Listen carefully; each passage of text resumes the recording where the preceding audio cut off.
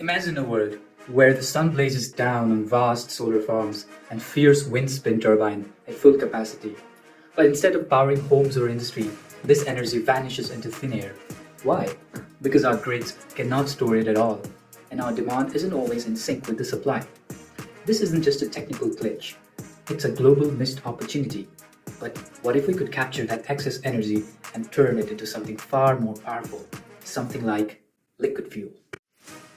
So, how does this technology work? I'll tell you. Step 1. We use the excess solar and wind power which have not been able to get into the grid because it's too much for the supply, and we use that excess energy to split water into green hydrogen, which is clean, emission-free and packed with potential. Step 2. We capture carbon dioxide from factories or refineries. Step 3. Combine them. With a little chemistry, hydrogen plus carbon dioxide becomes e-methanol, a versatile fuel ready to decarbonize ships, trucks, and even airplanes. It can be used as a fuel itself, or it can be mixed with existing fuels so that we don't have to change the existing engines in practice in the automobiles. So it's a triple win. We reduce the emissions, we store renewable energy, and create green hydrogen, all while using infrastructure we already have. Now, picture a place where this isn't just a theory, it's perfectly possible. Take Mexico, a land of relentless sun, roaring winds, and industries hungry for change. In regions like the Isthmus of Tehuantepec, wind speeds rival Europe's best solar irradiation, among the highest in the world, and just miles away, refineries like Salina Cruz emit the carbon dioxide we need to capture. This isn't just science fiction, it's a blueprint for the future, and it starts here. In 2020, a group of researchers conducted a study called the ION Project, where they suggested the implementation of this very strategy in the Isthmus of Tehuantepec region of Mexico. They would use the carbon dioxide captured from the Salina Cruz refinery, and then they would also take the hydrogen produced from the solar and wind power plants when they were in surplus, and then they would produce methanol. But first, let's talk about a specific property of renewable energy: intermittency. What this means is that renewable energies aren't being produced constantly all the time.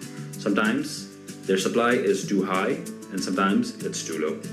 When the supply is low, we bring in energy from other energy sources to fulfill the demand, and when the supply is too high, that's where we come in. Let's now focus on each of these steps one by one.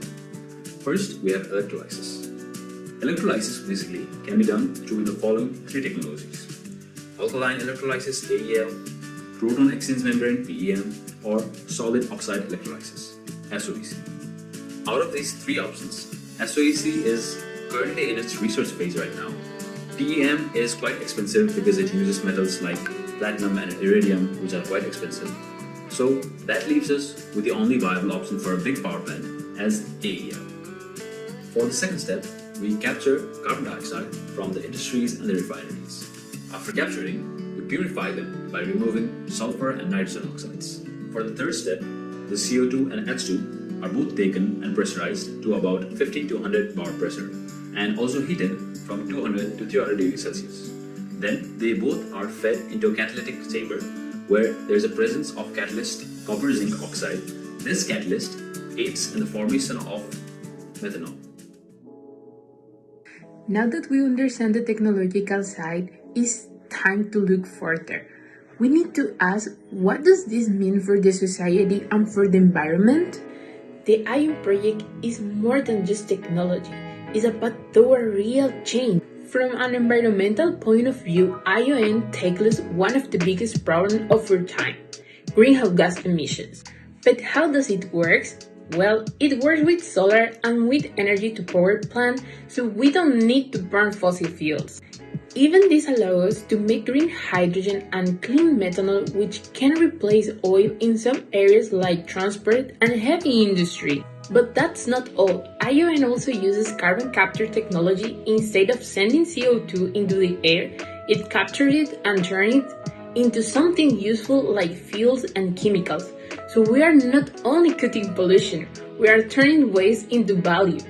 This project is not just about science, it's also about people. It has a social impact. It would create green jobs for technicians, operators, maintenance workers, and innovators, especially in places with a lot of clean energy potential like the Isthmus of Tehuantepec and northern Mexico. This means real job opportunities for communities that now depend on polluting industry or have few other options. And most important of all, by reducing air pollution, ION also protects public health. That means fewer people with breathing problems will have better quality of life. ION is not just about energy transition, it's about a transition that is fair, clean, and focused on the future, because protecting the planet also means protecting the people. What could be done to realize the projects such as this one? Let us now consider economic and policy aspects in energy transitions from power to X. Realizing the full potential of power to X rely on multiple factors. Advances in hydrogen infrastructure and storage technologies can lower cost and improve efficiency. Another point is if we target public policies such as taxes, subsidies, and regulatory frameworks, it will definitely help to drive investment and market adoption. Ultimately, wide-ranging collaboration among industrial groups, governments, and investors is essential to share risks and to accelerate a successful energy transition. This chart shows how hydrogen costs could decline over time, both with and without policy incentives. First of all, without incentives, we saw that technological improvements gradually bring costs down, but it's quite slow. However, targeted policies such as R&D funding, subsidies, and tax breaks can accelerate that decline through mainly economies of scale and investment. Fossil fuels act as a baseline. They indicate when hydrogen can become fully cost competitive as the energy transition advances. It is of no doubt that the environmental and economical benefit proposed by this technology is monumental. But is just the technology enough to make it real? The answer is not really. Although as promising this technology might sound, the example project ION proposed to be developed in Mexico did not quite make it to the implementation phase. But why? We asked the same question to the scientist behind this project, Mr. Jose Alfredo, and this is what he has to say. The reasons of why Project ION could not be implemented successfully back in the time it was proposed are manifold. Starting with the fact that it was heavily dependent on a single customer, in this case, the state-owned oil company Pemex, which has a refining monopoly, and thus relying only on them inherently increases the risk of such a project. Additionally, at the time, the government started being dismissive of most renewable energy initiatives due to concerns over their intermittency, and there were even some comments which regarded wind farms upon which the project was willing to rely in a specific region like in Oaxaca. Well, they were regarded as even visual pollution, so there was not a lot of will to undertake these kind of projects. However, there's also some limitations that were present, and one is the COVID pandemic, which was some part of the reality the whole planet was living at that moment in time. And also it's important to recognize that Mexico is a developing nation.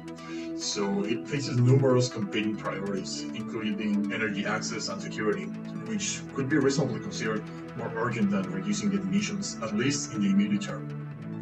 Now, for a project like this to succeed, Mexico would require a more diversified and robust energy market, along with stronger incentives for cleaner energy initiatives and technologies themselves.